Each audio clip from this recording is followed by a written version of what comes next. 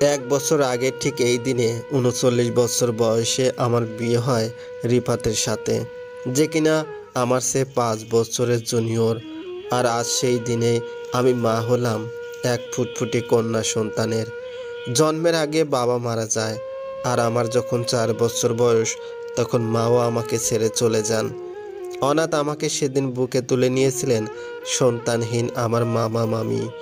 বেশ আদর করতেন মামি, তবে তা খুব বেশি স্থায়ী হলো না আমার ভাগ্যে।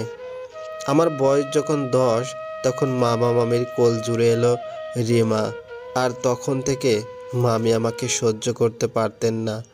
কথায় কথায় বকা মার চলতো আমার উপর। স্কুলে যাওয়াটাও বন্ধ করে দেয়। অবশেষে মামা অনেক হাতে পায়ে ধরে মামির কাছে আমার লেখাপড়ার পারমিশন নেন। এরই মধ্যে রিতাও এলো মামা মামির কোলে। মামার আর্থিক অবস্থা বরাবরই ভালো ছিল, তবুও কোথাও আমার জন্য টাকা খরচ করাটা মামি খুব অপছন্দ করতেন। অবশ্য আমি ওসব নিয়ে কখনো মাথা ঘামাইনি। আমাকে লেখাপড়া করতে দিচ্ছে, দুবেলা খেতে দিচ্ছে, কাপড় দিচ্ছে, আর কি চাই আমার মতো এক অনাথ মেয়ের। ধীরে ধীরে আমরা বড় হলাম, আর তখন মামি আরও বিরক্ত হতেন। আমাকে বাইরে কারো সামনে যাওয়া বারণ করতেন। মেট্রিক পাশ করার পর থেকে ঘরে বসে টিউশনি করে বাকি লেখাপড়া চালাই। এভাবে প্রাইভেটে ডিগ্রি আর মাস্টার্স কমপ্লিট করে একটা চাকরি পেয়ে যাই। কিন্তু তাতে আমার মামির চরম আপত্তি। তিনি কিছুতেই আমাকে চাকরি করতে দেবেন না। এতে নাকি তার মেয়েদের আমি টপকে যাব। আমিও মেনে নিই আর ঘরে সব কাজ করি। আমাদের ফ্যামিলি ধার্মিক না হলেও আমাকে মুখ ঢেকে বোরকা পরে চলতে হয়। এমনকি কোথাও গিয়েও বোরকার নেকাব খোলার পারমিশন ছিল না। নিজের সাহস কোনোদিনই হয়নি মামির কথার অবাধ্য হব, আর না হলে তো মামি আমাকে বাড়ি থেকে বের করে দেবে। তাই কখনো কাউকে স্বপ্ন দেখাও পর্যন্ত হয়নি। রিপার বিয়ে হলো। আমাকে তখনও কারোর সামনে যেতে দেওয়া হয়নি। বিয়ের অনুষ্ঠানেও আমি ছিলাম বন্দি।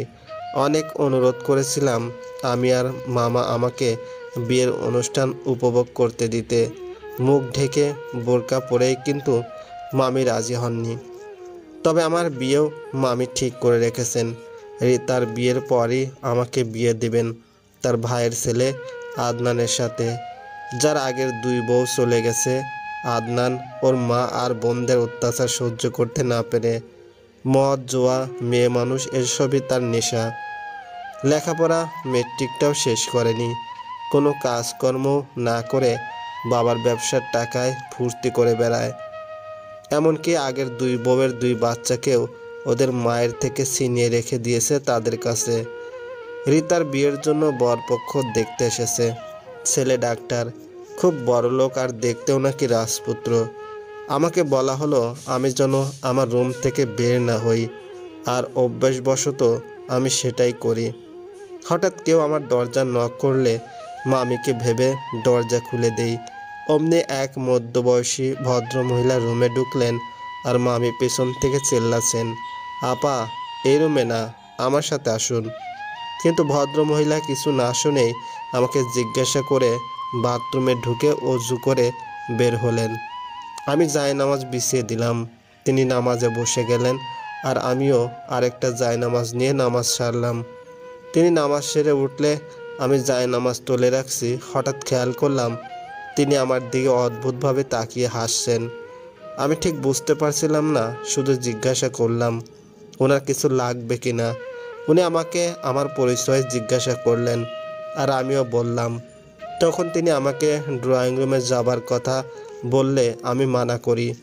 এরই মধ্যে মামি আবারও আমার রুমে আসেন, তোড়জোড় করে ভদ্র মহিলাকে নিয়ে যাবেন, কিন্তু তিনি সমানে আমাকে বলে যাচ্ছেন তার সাথে ড্রয়িং রুমে যেতে। মামি ওপাশ থেকে চোখ রাঙিয়ে আছেন, কিছুতেই যাব না আমি, তাই তিনি মামির সাথে ড্রয়িং রুমে ফিরে গেলেন। কিছুক্ষণ পর তিনি তার মেয়েকে নিয়ে আবার এলেন, আর মামিও তীব্র বিরক্ত নিয়ে পেছন পেছন এলেন। এবার প্রায় জোর করেই আমাকে ড্রয়িং রুমে নিয়ে গেলেন, আর সেখানে গিয়ে বললেন তিনি আমাকে তার পুত্রবধূ করতে চান, রিতাকে নয়। ওনার হাজব্যান্ড আর ছেলেসহ বাকিরা সবাই আমাকে দেখলেন, তবে তারা কেউ কিছু বলছেন না। হঠাৎ মামা আবেগের চোটে মামিকে কোনো রকম কেয়ার না করেই বলতে লাগলেন, আমার ভাগ্নিটাকে আপনাদের বাড়ির বউ করে নেন। হলপ করে বলতে পারি আপনারা ঠকবেন না। একটা ভদ্র বিশাল মনের বউ পাবেন বাড়িতে, যে কিনা বাড়ির সবার দায়িত্ব নিয়ে বাড়িটাকে শান্তিপুরী বানিয়ে দেবে। মা বাপ মরা মেয়ে আমার, অনেক কষ্ট আমরা দিলেও আজ অবধি মাথা তুলে আমাদের দিকে তাকায়নি পর্যন্ত। আর প্রতিবাদ তো দূরের কথা, সকল কষ্ট হাসি মুখে মেনে নিয়েছে। 39 বছর হয়ে গেল, আমরা বিয়েটা পর্যন্ত মেয়েটার দিইনি, অথচ এত সুন্দর শিক্ষিতা আর গুণবতী আমার মেয়েটা।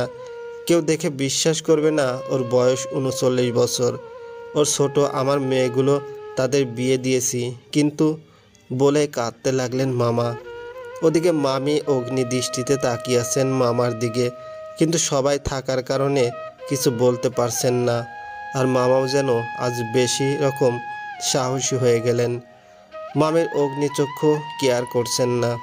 ছেলের ফ্যামিলি কয়েক মিনিট সময় চাইলেন নিজেদের ভিতর কথা বলে সিদ্ধান্ত নেওয়ার জন্য।